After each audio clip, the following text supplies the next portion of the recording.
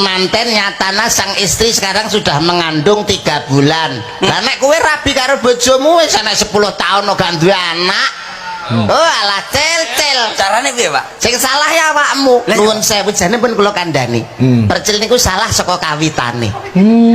Nalika ijik enom niku kalih kula jaman cek sangar-sangare nate meguru kalih kula teng Alas Purwogati. Purwa. Nyapa Purwogati? Alas Purwa niku kalih mriku tenggene tiyang sepuh.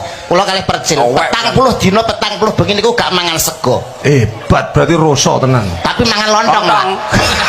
Lontong ya, Pak ya. Lontong sayur ya ora salah. Lontong sayur kula. Kowe karepku tak terusne telung sasingkas kok. Kula teng mriku karo percil ngembat ilmu sing diarani ilmu lembu sekilan. Pas kula gak nyang percil ngenyangi dhewe ilmu lembu sekilan. Tenan, Pak. Dicakne nyatane ya ampuh Pak Eko. Panjenengan percil kula nyekseni dhewe. Ya iki lah nek Neng terminal Tulungagung gelut dikeroyok wong 10, dibacok mak cerek ketoke kena. Ora bake kurang sekilan. Ya mung luput tokno lho. Gelut nalika nang Kediri melok pencakdor. Pencakdor angger percil munggah kabeh mulih.